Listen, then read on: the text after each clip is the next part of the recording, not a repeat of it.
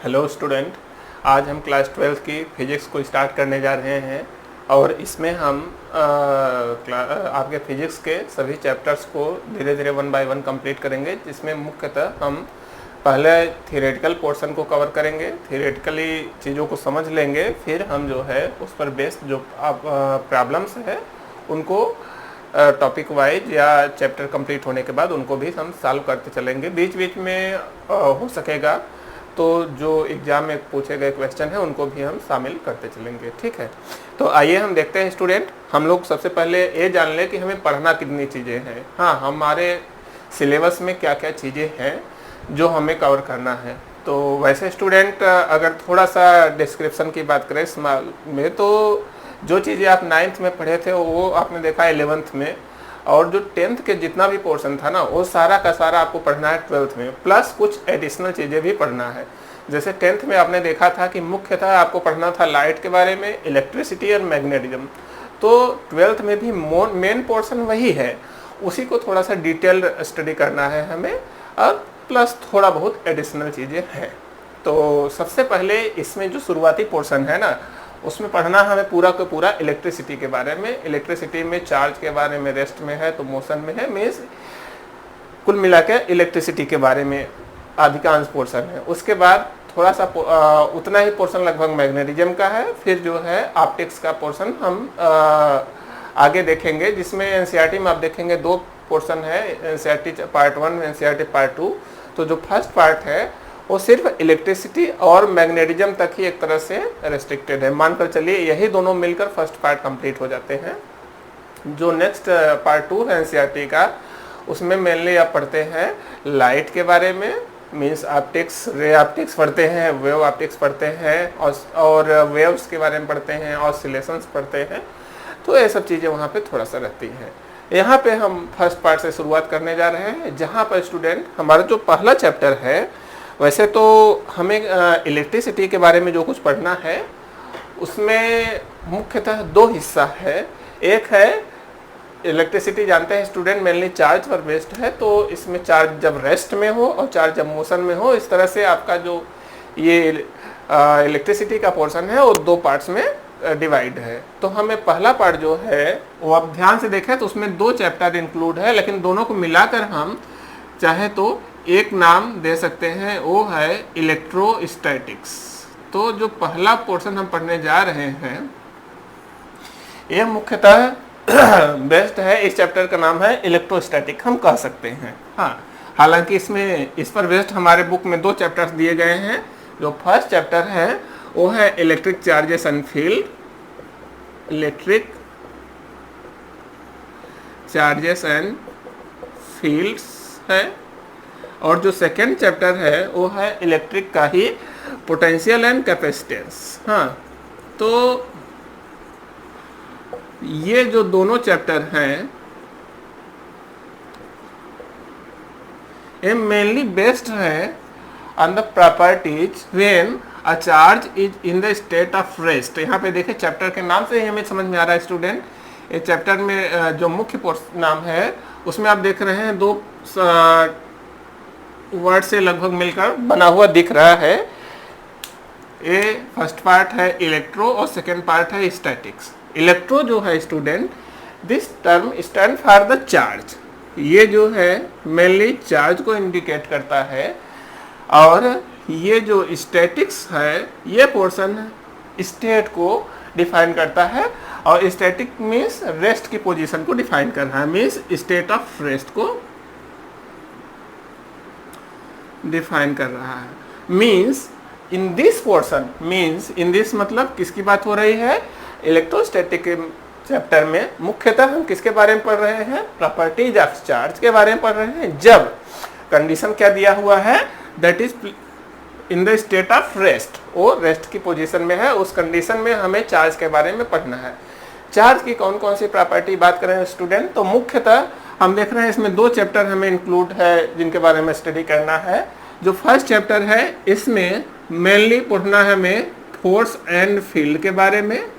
हाँ, फोर्स के बारे में पढ़ना है, फील्ड के बारे में पढ़ना है, और जो नेक्स्ट चैप्टर है उसमें हम देख रहे हैं हमें पढ़ना है पोटेंशियल के बारे में। तो हम चार्ज की इन्हीं 3 प्रॉपर्टी मेनली, फील्ड्स के बारे में, फोर्स के बारे में और इलेक्ट्रिक पोटेंशियल के बारे में पढ़ना है। व्हेन कंडीशन क्या है, charge is in the state of rest, charge rest में है, उसके बारे में हमें स्टडी करना है। तो इस पोर्शन को हम कहते हैं इलेक्ट्रोस्टैटिक। ठीक है, आइए स्टूडेंट, इसको हम लेकर आगे चलते हैं। तो हमने यहाँ पर देख लिया है कौन कौन से चैप्टर इस मेन टॉपिक के अंदर में पढ़ना है। हमें 2 चैप्टर्स हैं, तो हम शुरुआत करते हैं सबसे पहले चैप्टर फर्स्ट से। चैप्टर फर्स्ट का नाम है स्टूडेंट हमारा इलेक्ट्रिक चार्जेस एंड फील्ड्स। तो आइए हम इसके बारे में शुरुआत करते हैं। इसका थोड़ा सा हिस्ट्री की अगर बात करें हम स्टूडेंट, तो हिस्ट्री इसकी कुछ इस तरह से है, जो चार्ज की हिस्ट्री है वो काफ़ी पुरानी है। अप्रॉक्स मान लीजिए 600 BC लगभग में ग्रीस में कुछ लोग देखते थे कि एम्बर, एक लकड़ी होती है एम्बर, उसमें किसी चीज़ से रब करते थे, कॉटन से रब करते थे तो अट्रैक्ट करने लगता था चीज़ों को। तो उसी के वजह से वहाँ पे सबसे पहले इलेक्ट्रॉन का नाम जो है उसी से आया था। ये जो है इलेक्ट्रॉन, वहाँ पे के था, सी नहीं था, देख रहे हैं मुख्यतः। तो उन्होंने जो है एम्बर जो शब्द है उसी से इलेक्ट्रॉन का नाम लिया गया था वहाँ पे।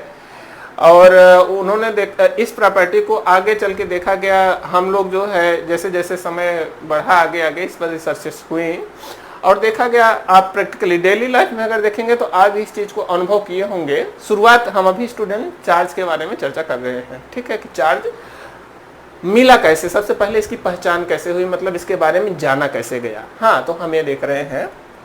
तो ये जो है एक ग्रीस का जो कुछ कहानी है, बहुत ज़्यादा स्टोरी हमें नहीं जानना है, हमें हो क्या रहा है इस पर ध्यान देना है। ठीक है, एक परीक्षा में आपसे पूछा भी तो नहीं जाएगा, तो इन बातों को बस एज ए हिस्ट्री ही आप बस जान लीजिए। देखिए आगे की चीज़ें अगर बात करें तो हम डेली लाइफ में देखते हैं स्टूडेंट बहुत सारी चीज़ों को, जैसे कि एक एग्जांपल आप देख सकते हैं। जब आप पेन को बाल से रब करते हैं, सूखे बाल अगर हो तो उससे पेन को रब करिए, या सिल्क के कपड़े से ग्लास को आप रब करिए, ग्लास को सिल्क में रब करिए। तो इन कंडीशन में, या कंघी है, कंघी से आप देखिए बाल को रब करिए, उसमें भी कंघी आपका जो है पेपर के छोटे छोटे पीसेस को अट्रैक्ट करने लगता है। आप देखें उससे चिपक जाता है।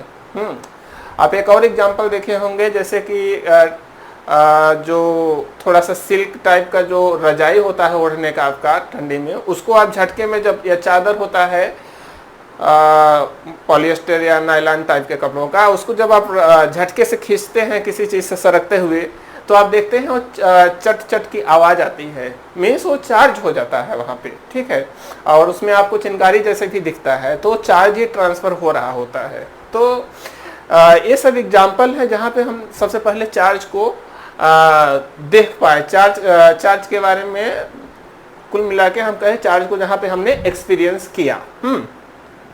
तो जब इसके बारे में और फर्दर एक्सपेरिमेंट एक्टिविटीज की गई तो ये देखा गया कि जैसे अगर हम किसी चीज़ को जैसे मान लीजिए एक प्लास्टिक से, और एक देखिए अगर हम एक सिल्क का कपड़ा लिए हैं, इससे एक प्लास्टिक को रब कर रहे हैं और एक जो है ग्लास को रब कर रहे हैं, तो दोनों केस में देखा गया कि इनका जो नेचर है थोड़ा सा अलग अलग आ रहा है। जैसे सिल्क के कपड़े को ही हम जो है एक प्लास्टिक से रब किए और दूसरे प्लास्टिक से रब किए, तो दोनों एक दूसरे को रिपेल कर रहे हैं। ऐसे ही अगर ग्लास को जब हम सिल्क से रब कर रहे हैं, रगड़ रहे हैं, और एक दूसरा ग्लास लेकर भी कर रहे हैं, तो ये सब भी आपस में रिपेल कर रहे हैं। हालांकि ये दूसरी कागज के छोटे छोटे पीसेस को अट्रैक्ट कर रहे हैं, लेकिन जब इन दोनों को आपस में पास में लाया गया तो ये अट्रैक्ट कर रहे हैं। इसका मतलब कहीं ना कहीं इनके ऊपर जो प्रॉपर्टी आ रही है, एक चीज हमने देखा है कि इसी को हमने नाम दे दिया है चार्ज। इतना तो शुरू में ही चर्चा कर लिया है स्टूडेंट कि यहाँ पर जब हम रब कर रहे हैं चीज़ों को घर्षण की वजह से, फ्रिक्शन की वजह से, तो हम देख रहे हैं कि उनके अंदर एक गुण आ जा रहा है छोटे छोटे पीसेस के कागज के अट्रैक्ट करने का। तो ये जो गुण है, दैट प्रॉपर्टी जिसकी वजह से हो रही है उन पर, उसी प्रॉपर्टी को नाम दिया गया है चार्ज। हम कह रहे हैं कि उन पर चार्ज आ गया है।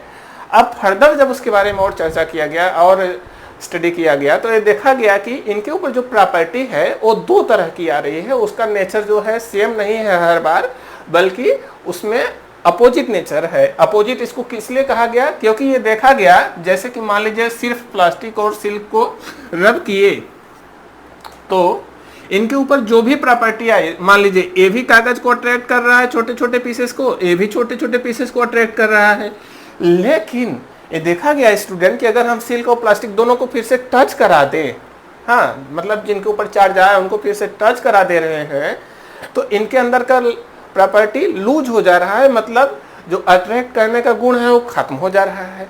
इससे क्या सिद्ध हो रहा है, इससे यह समझ में आ रहा है स्टूडेंट कि इनके ऊपर जो प्रॉपर्टी थी वो कुछ ऐसी थी कि एक दूसरे को खत्म कर दे, मिलकर एक दूसरे को खत्म कर दे। तो ये कुछ एल्जेब्रिक सम जैसा प्रॉपर्टी जो आ रहा है, तो उसी की वजह से एक साइंटिस्ट थे बेंजामिन फ्रैंकलिन, उन्होंने कहा कि इनके जो ऊपर अपोजिट नेचर रह रहा है ना, इनके ऊपर जो नेचर है अपोजिट है, इसलिए इन दोनों नेचर को उन्होंने अलग अलग दिखाने के लिए एक को पॉजिटिव का नाम दिया और एक को निगेटिव का नाम दिया। तो इस तरह से ये कहा गया कि जो चार्ज होते हैं वो दो टाइप्स के होते हैं, एक को पॉजिटिव नाम दिया गया, दूसरा को नेगेटिव। ध्यान से समझिए, यहाँ पर पॉजिटिव और नेगेटिव सिर्फ किस लिए उन्होंने कहा, संभावना इसी बात की है कि चूंकि ये दोनों एक दूसरे को न्यूट्रलाइज कर दे रहे हैं, जब वो मिल रहे हैं तो दोनों एक दूसरे के प्रभाव को खत्म कर दे रहे हैं। जैसे दो नंबर से एक पॉजिटिव हो एक नेगेटिव इक्वल नंबर हो तो मिलने पर जीरो हो जाते हैं, कुछ इस तरह का हो रहा था। इसीलिए चार्ज को एक को पॉजिटिव और दूसरे टाइप के नेचर जो था उसको निगेटिव से डिनोट किया गया, मतलब कि हम इसी तरह से इनको कंसिडर करेंगे, मानेंगे। ठीक है, तो हमने यहाँ स्टूडेंट एक चीज सीखा कि जो चार्ज होते हैं, ऐसा हिस्ट्री है, इसमें मुख्यतः आपको जो बात जाननी थी वो सिर्फ ये कि चार्ज जो है टू टाइप्स के होते हैं, एक पॉजिटिव जिनको नाम दिया गया, एक टाइप को नाम दिया गया है निगेटिव चार्ज। ठीक है, आइए स्टूडेंट और आगे चलते हैं हम। यहां पर स्टूडेंट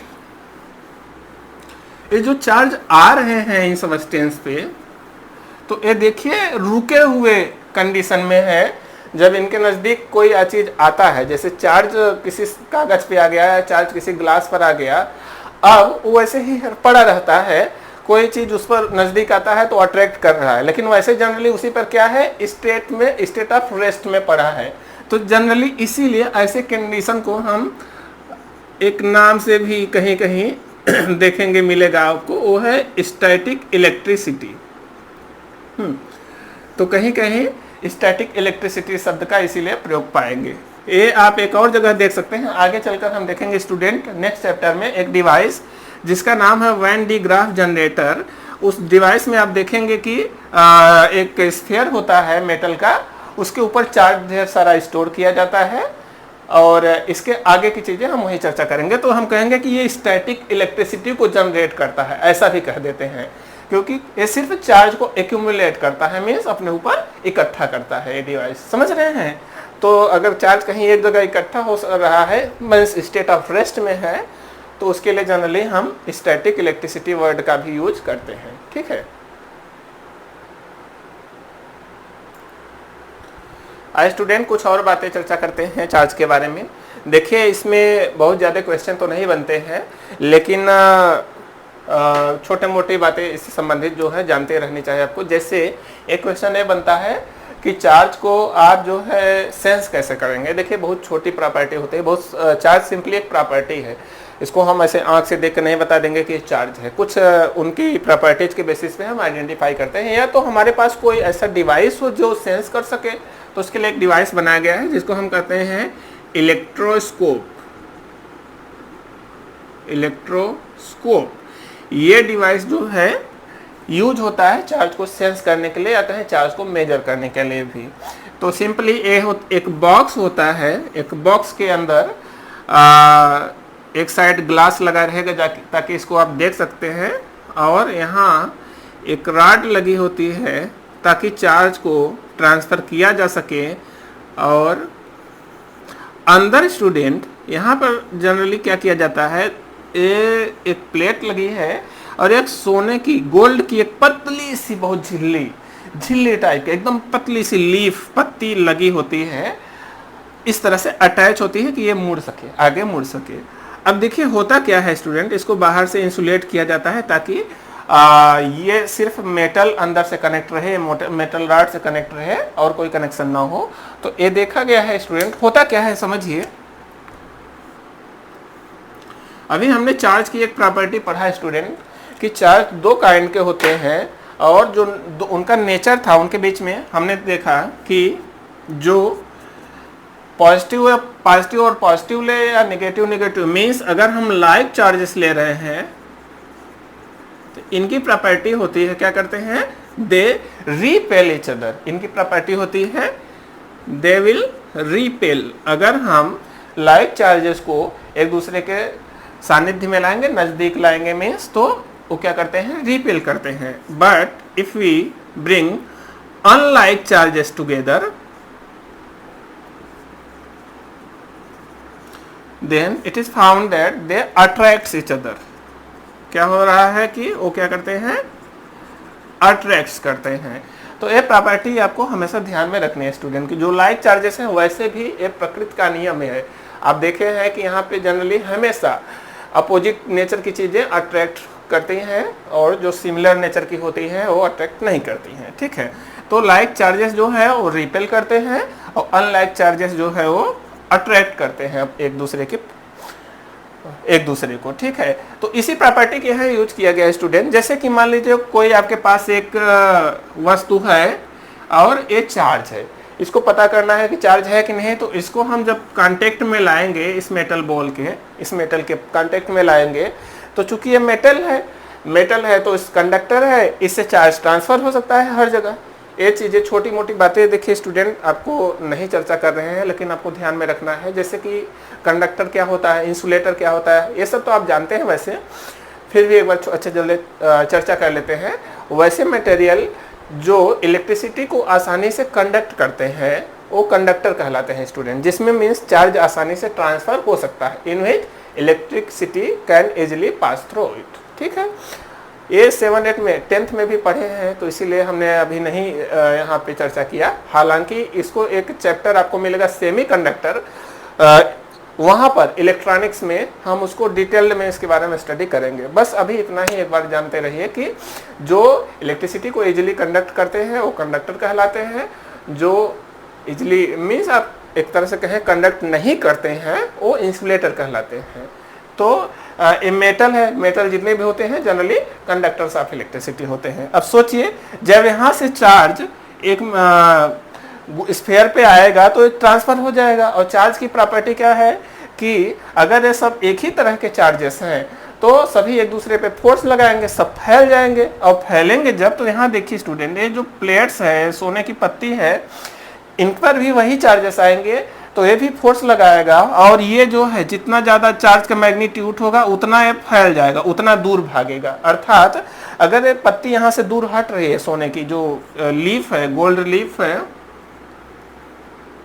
वो जो है अगर दूर जा रही है मीन्स इस पर चार्ज था, हम इसे समझ सकते हैं। और जितना ज्यादा दूर जाएगी इसका मतलब चार्ज का अमाउंट या मैग्नीट्यूड उतना ही ज्यादा था। तो इस तरह से हम इसको as a charge metric device के रूप में यूज कर सकते हैं, ठीक है। तो अब बस आप एक चीज खाली ध्यान रखिएगा कि इसमें प्रश्न आपसे कोई पूछेगा तो ज्यादा से ज्यादा है कि चार्ज को सेंस करने के लिए कौन सी डिवाइस यूज होती है, वो है इलेक्ट्रोस्कोप। जनरली बना होता है गोल्ड लीफ का, क्योंकि ये बहुत ही पतली, सोने की एक प्रॉपर्टी है कि बहुत पतली से पतली इसकी स्ट्रिप बनाई जा सकती है। हालांकि आपको सस्ता बनाना है तो इसकी जगह एल्युमिनियम का स्ट्रिप लगा सकते हैं, ठीक है। चलिए अच्छा आगे चलते हैं स्टूडेंट। यहाँ पर स्टूडेंट हमने सिर्फ एक प्रॉपर्टी चार्ज के बारे में पढ़ा कि जो है इसके अंदर पोलैरिटी होती है। पोलैरिटी मीन्स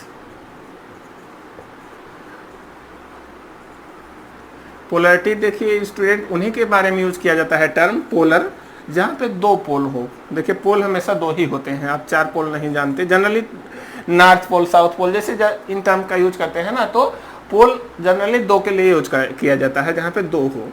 तो पोलैरिटी ऑफ चार्जेस मतलब चार्जेस में दो पोल, मतलब एक टू काइंड ऑफ चार्जेस को भी रिप्रेजेंट करता है ये टर्म। इसका मतलब होता है कि चार्जेस दो तरह के होते हैं।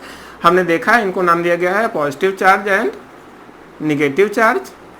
और इनके बारे में हमने क्या सीखा, लाइक चार्जेस जो होंगे वो रिपेल करेंगे। मीन्स अगर हम दो पॉजिटिव चार्जेस को नजदीक लाएंगे तो क्या करेंगे, they will repel each other. In the same way if you bring two negative charges together then again they will repel each other. हाँ, ये दोनों लाइक है तो रिपेल करेंगे, दोनों लाइक है तो रिपेल करेंगे। But it is found that if you bring two opposite type of charges together, हाँ, दो अलग अलग तरह के, दो अलग अलग प्रकृति के, नेचर के चार्जेस को टुगेदर लाएं, पास पास लाएं, तो देखा गया दे अट्रैक्ट्स ईच अदर, वो एक दूसरे को अट्रैक्ट करते हैं। तो ये प्रॉपर्टी हमने सीखा कि like charges repel each other and unlike charges attracts each other.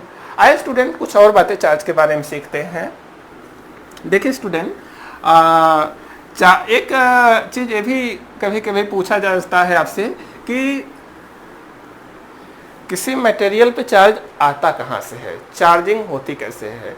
तो स्टूडेंट समझिए, जनरली आप जो है केमिस्ट्री की क्लासेस में थोड़ा बहुत एटम के स्ट्रक्चर के बारे में पढ़े होंगे कि एटम जो है मुख्यतः बना होता है तीन एटम का जब स्ट्रक्चर पढ़ते हैं तो उसमें आपने देखा होगा कि मुख्यतः इसके सेंटर में, सेंटर वाले पोर्शन में जो हैवीएस्ट पोर्शन होता है, जहां पर इसका most of the mass content होता है, इसको नाम दिया जाता है न्यूक्लियस। और इसमें दो तरह के देखा गया पार्टिकल पाए जाते हैं, एक प्रोटॉन नाम दिया गया, एक को न्यूट्रॉन। ये भी देखा गया है कि जो प्रोटॉन है ये पॉजिटिवली चार्ज होता है, जो न्यूट्रॉन है वो न्यूट्रल होता है, मीन्स उस पर चार्ज होता है जीरो, उस पर कोई चार्ज नहीं होता। और इसके बाहर, न्यूक्लियस के बाहर देखा गया है एक अलग तरह का पार्टिकल रिवॉल्व करता रहता है जिसको नाम दिया गया है इलेक्ट्रॉन। तो हम देख सकते हैं स्टूडेंट कि एक एटम के स्ट्रक्चर में, एक एटम में मेनली दो ही ऐसे पार्टिकल हैं, एक इलेक्ट्रॉन और एक प्रोटॉन, जिनके ऊपर चार्ज है, मतलब चार्ज कंटेनिंग पार्टिकल। जो बेसिक फंडामेंटल देखें, अगर हम कहें बेसिक कहाँ से चार्ज आ रहा है, तो हम देख रहे हैं वो फंडामेंटल या कहें कि एटम का जो बेसिक है वहीं से आ रहा है, वहीं पर चार्ज है। किसमें होता है, मेनली इलेक्ट्रॉन पर होता है और प्रोटॉन पे। हालांकि आगे चलकर हम कई तरह के और पार्टिकल पढ़ेंगे स्टूडेंट, लेकिन अभी बस याद रखिए कि एटम का स्ट्रक्चर से आप देख पा रहे हैं कि मेनली यहाँ पे दो तरह के चार्ज ऑलरेडी अवेलेबल है। अब देखिए होता क्या है स्टूडेंट, समझिए। जनरली जब हम कोई सब्सटेंस लेते हैं, कोई एलिमेंट लेते हैं, तो देखते हैं कि वो इलेक्ट्रिकली न्यूट्रल होता है। उसका कारण ये होता है स्टूडेंट कि इलेक्ट्रॉन और प्रोटॉन पे जो चार्ज है वो इक्वल होता है, और इक्वल होने की वजह से अब इलेक्ट्रॉन का संख्या और प्रोटॉन की संख्या अगर बराबर हो गए तो नेगेटिव चार्ज और पॉजिटिव चार्ज भी बराबर हो जाएंगे, और जो टोटल चार्ज हो जाएगा वो होता है जीरो हो जाता है। इसलिए जनरली हम देखें तो सब्सटेंस कोई भी इलेक्ट्रिकली न्यूट्रल होता है, ठीक है। लेकिन देखिए चार्जिंग कैसे हो जाता है, जब हम रब कर रहे हैं दो ऑब्जेक्ट को, जैसे ग्लास रॉड से सिल्क में रगड़ रहे थे, या तो प्लास्टिक से, या तो हम देख रहे थे पेन से बाल में रगड़ रहे थे, तो यहाँ पर हो क्या रहा था, आइए इसको समझते हैं स्टूडेंट। मान लीजिए जैसे कि दो सब्सटेंस हम ले लिए, एक हो गया ए, एक हो गया बी, ठीक है। Let there are two substance A and B. अब हम जानते हैं ये भी एटम से मिलकर बना है, ये भी एटम से मिलकर बना है, और शुरुआत में अगर दोनों न्यूट्रल हैं तो दोनों में नंबर ऑफ प्रोटॉन और नंबर ऑफ इलेक्ट्रॉन इक्वल होंगे, ठीक है। इसका मतलब मान लीजिए इस पर हम इनिशियली ले रहे हैं कि 10 इलेक्ट्रॉन इसमें है और 10 प्रोटॉन है, हालांकि ऐसा नहीं होता, लेकिन फिर भी जस्ट समझने के लिए आप कंसिडर करिए। तो इस पर अभी नेट चार्ज हम देखिए तो कितना है, -10 है और +10, तो ये मिलाने पर कितना हो जा रहा है, 0, ठीक है। ऐसे ही मान लीजिए इसमें शुरुआत में +5 इलेक्ट्रॉन है और 5 प्रोटॉन है, तो इस पर चार्ज जो है टोटल कितना हो जाएगा, -5 है एंड +5 इक्वल टू हो जाएगा 0। तो शुरुआत में हम देख रहे हैं दोनों न्यूट्रल हैं, दोनों पे नेट चार्ज कितना है, 0। लेकिन स्टूडेंट मान लीजिए हम रगड़ रहे हैं दोनों को आपस में, तो देखिए होता क्या है, रब करने की वजह से जो इंटरमीडिएट एटम है या मॉलिक्यूल है उनमें टक्कर होता है, और टक्कर होने की वजह से वहाँ पे उन एनर्जी ट्रांसफर होती है। मतलब जब इलेक्ट्रॉन को टक्कर लगता है तो उसको ऊर्जा मिलती है, उसकी ऊर्जा बढ़ जाती है। एनर्जी बढ़ने की वजह से वो उसके पास इतनी ऊर्जा होती है कि वो लगभग फ्री इलेक्ट्रॉन जैसा बिहेव करता है, और जैसे ही इनको फिर से दूर हटाते हैं तो जो सबस्टेंस ज़्यादा इलेक्ट्रोनेगेटिव हो या किसी और कारण से वो इलेक्ट्रॉन को अपनी तरफ खींच लेता है।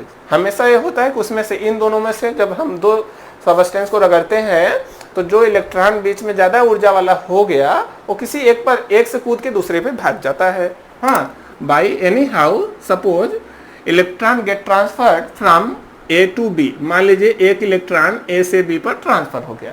अब देखिए क्या होगा, यहाँ पर आप देख रहे हैं शुरू में ए पर 10 इलेक्ट्रॉन थे, लेकिन अभी इस पर कितने बचे हैं, एक चला गया तो इस पर बचे 9 इलेक्ट्रॉन। और प्रोटॉन कितने बचे, प्रोटॉन तो 10 ही है। तो प्रोटॉन अगर 10 ही है तो अब देखिए टोटल चार्ज इस पर कितना आएगा, -9 है और प्लस में 10 है, तो कितना आ जाएगा +1, क्योंकि प्लस वाला बढ़ गया। यहाँ पे आप देखेंगे कि इलेक्ट्रॉन की संख्या 5 थी, एक और आ गया, तो माइनस में कितना हो गया 6 और प्लस में कितना है 5 था तो 5 ही रह गया। तो ये हल करेंगे तो कितना आएगा -1। आप अभी यूनिट हम नहीं लिख रहे हैं स्टूडेंट, क्योंकि अभी इसके बारे में नहीं पढ़े हैं, तो अभी आगे चल के यूनिट चर्चा करेंगे, ठीक है। तो हम देख रहे हैं इस पर -1 चार्ज आ गया, इस पर +1। अब ध्यान से समझिए, यहाँ पे जो दो चार्ज आया दोनों पे, क्या दोनों पे जो है चार्ज गया है, नहीं। देखिए चार्ज आया कैसे स्टूडेंट, आपने देखा ट्रांसफर एक से दूसरे पे सिर्फ हुआ, दूसरे से पहले पे नहीं हुआ। यहाँ पे हो क्या रहा है, हम देख रहे हैं स्टूडेंट, एटम के अंदर सिर्फ एक ही पार्टिकल ऐसा है जो जनरली ट्रांसफर हो सकता है, और वो है इलेक्ट्रॉन। क्योंकि जो न्यूक्लियस है ना, वो दुनिया में सबसे स्ट्रांगेस्ट फोर्स जो है न्यूक्लियर फोर्स से बाउंड होता है। न्यूक्लियर फोर्स जो है, this is the strongest known force till the date. अर्थात अभी तक जितने ज्ञात बल है ना, उसमें सबसे स्ट्रांगेस्ट फोर्स न्यूक्लियर फोर्स ही है। तो न्यूक्लियर फोर्स प्रोटॉन न्यूट्रॉन को बांध के रखा है, और इतने स्ट्रांग बल से बंधे होने की वजह से ये बाहर नहीं जा सकता। अर्थात जनरली हम देखें तो प्रोटॉन कभी बाहर नहीं जा सकता निकल के। तो संभावना किसकी है ट्रांसफर होने की, सिर्फ और सिर्फ इलेक्ट्रॉन। और हम देख रहे हैं इलेक्ट्रॉन के ही ट्रांसफर होने की वजह से जो चार्ज का बैलेंस था वो गड़बड़ हो जाता है। अर्थात जिस पर से गया उस पर इलेक्ट्रॉन कम हो गया, अब प्रोटॉन वहां तो उतना ही है, जिसकी वजह से वहां पे प्रोटॉन की संख्या बढ़ गई इलेक्ट्रॉन के कंपैरिजन में, तो यहाँ पे पॉजिटिव चार्ज आ जाता है। और जिस पर इलेक्ट्रॉन गया वो निगेटिव था, और जिस पर गया उस पर भी निगेटिव ही लेकर जाएगा। इसका अर्थ है उस पर कैसा चार्ज आएगा, निगेटिव चार्ज। तो समझिए स्टूडेंट कि जो पॉजिटिव और निगेटिव चार्ज आते हैं सबस्टेंस पे, वो हमेशा किसके ट्रांसफर की वजह से आते हैं, always caused by transfer of electron। ठीक है, charge on any substance is always caused by, क्या याद रखेंगे, ट्रांसफर ऑफ इलेक्ट्रॉन। याद रखिए, कभी भी प्रोटॉन ट्रांसफर नहीं होता, कभी भी प्रोटॉन न्यूक्लियस से ट्रांसफर नहीं होता। हमेशा जो पार्टिकल ट्रांसफर होता है वो है इलेक्ट्रॉन। इलेक्ट्रॉन जिस पर जाता है उस पर नेगेटिव चार्ज आएगा, जिस पर से जाता है, जिस पर से बाहर आ गया उस पर कैसा चार्ज बच जाएगा, पॉजिटिव चार्ज। ठीक है, ध्यान रखिएगा। इस पर बेस्ड एक क्वेश्चन ऐसा भी बनता है कि मान लीजिए किसी सबस्टेंस को निगेटिवली चार्ज दिए, चार्ज कोई सबस्टेंस था उसको हम नेगेटिव चार्ज कर दिए, तो बताइए उसके मास में क्या कोई चेंज आएगा, और अगर आएगा तो क्या होगा, बढ़ेगा कि घटेगा। आप जरा सोचिए स्टूडेंट, इसी को देखकर समझ सकते हैं। हम देख रहे हैं कि नेगेटिव चार्ज कब आता है, जब उस पर इलेक्ट्रॉन आता है, और आएगा तो इलेक्ट्रॉन का जो भी मास हो, बहुत कम है हालांकि, लेकिन जो भी है वो तो बढ़ेगा। तो इसका मतलब है नेगेटिव चार्ज अगर किसी सबस्टेंस को करेंगे तो उसका मास बढ़ेगा, और कोई सबस्टेंस है उसको हम पॉजिटिवली चार्ज कर रहे हैं तो उसके मास पर क्या प्रभाव पड़ेगा।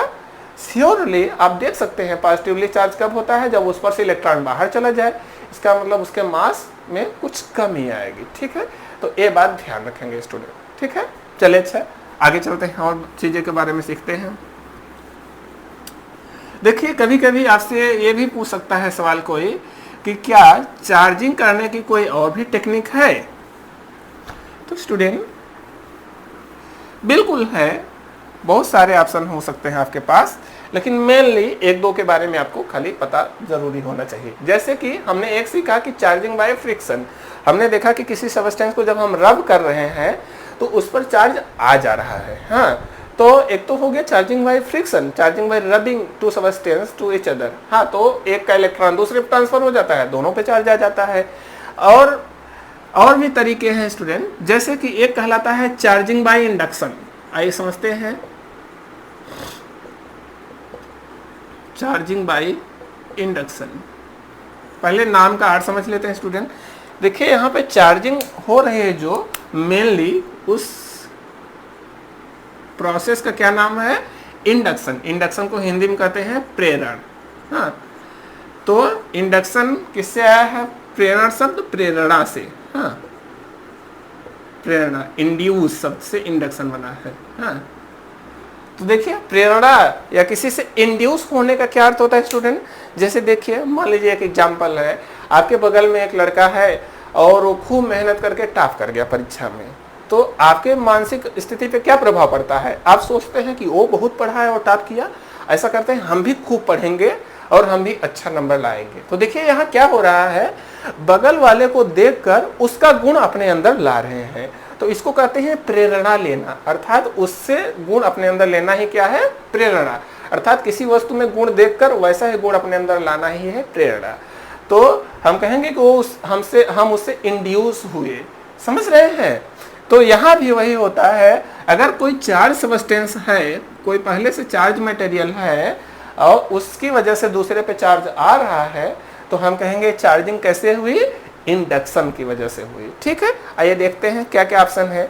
जैसे कि स्टूडेंट एक छोटा सा केस ले रहे हैं। मान लीजिए दो गेंद है, initially let there are two spheres A and B which are neutral. Initially they are neutral. A and B क्या है? न्यूट्रल है मान लीजिए। मतलब यहाँ पे जितने प्लस है उतने ही माइनस, यहाँ भी जितने ही प्लस है उतने ही माइनस। तो नेट चार्ज जिसका भी जीरो है, नेट चार्ज जिसका भी जीरो है। लेकिन अगर हमें इस पर चार्ज लाना है तो हमें चार्ज जानते हैं कि ट्रांसफर करना पड़ेगा, ए से बी पर या बी से ए पर, कहीं पर ट्रांसफर करेंगे तो दोनों पे चार्ज आ जाएगा। तो ट्रांसफर करने के लिए क्या कर सकते हैं? क्या हम हाथ डाल डाल के चार्ज को ढकेल सकते हैं? नहीं। आप जानते हैं स्टूडेंट, ट्रांसफर करने के लिए हमें उस पर बल लगाना पड़ेगा, और बल जो है चार्ज पे कौन लगाता है? चार्ज के ऊपर दूसरा चार्ज ही बल लगाता है। इसका मतलब है कहीं और से चार्ज की व्यवस्था अगर हम करें तो बल लगा सकते हैं। तो एक तरीका ये है स्टूडेंट, मान लीजिए इसके बगल में हम एक चार्ज रॉड ला रहे हैं, मतलब एक रॉड ला ले जो चार्ज पहले से हो, क्योंकि हम यहाँ कैसे देख रहे हैं चार्जिंग? इंडक्शन से। हाँ, एक चार्ज की प्रॉपर्टी देखकर दूसरे में चार्ज आएगा। ठीक है, तो हम जो है एक रॉड यहाँ पे लाए। अब देखिए ये अगर चार्ज है, इसके नजदीक लाएंगे तो क्या होगा? सोचिए, हम जान रहे हैं कि ये लाइक चार्जेस को रिपेल करेगा, अनलाइक को अट्रैक्ट करेगा। अब ये जो पॉजिटिव हम अगर रॉड ला रहे हैं तो ये किसको अट्रैक्ट करेगा? निगेटिव को। अर्थात ये इलेक्ट्रॉन को अपनी तरफ अट्रैक्ट करेगा। तो इलेक्ट्रॉन जो बी से है, ए और बी, सारे इलेक्ट्रॉनों को खींचेगा अपनी तरफ। तो परिणाम स्वरूप क्या होगा? आप देखेंगे ए के इस साइड नजदीक जहां पर हम रॉड लाए हैं उसके नजदीक ढेर सारे इलेक्ट्रॉन इकट्ठा हो जाएंगे। अर्थात ए पर एक इस किनारे नेगेटिव चार्ज आएगा और ए इलेक्ट्रॉन कहाँ से ट्रांसफर हुए हैं? इस साइड से। तो यहाँ पे चार्ज कैसा आ जाएगा? इस साइड पॉजिटिव चार्ज आएगा, ऐसा चार्ज आ जाएगा। अब देखिए हम देख रहे हैं यहाँ चार्ज तो अभी इन्हीं में है, बस वो क्या हो गए हैं? रीडिस्ट्रीब्यूट हो गए हैं, बस वो इधर से उधर हो गए हैं। अब देखिए स्टूडेंट, अगर हम धीरे से ए और बी को अलग कर दें, अर्थात ए को बगल कर लें और बी को बगल कर लें, ये दोनों एक दूसरे से सेपरेट कर लें। अब सोचिए क्या होगा? ए पर जो है चार्ज पहले क्या थे?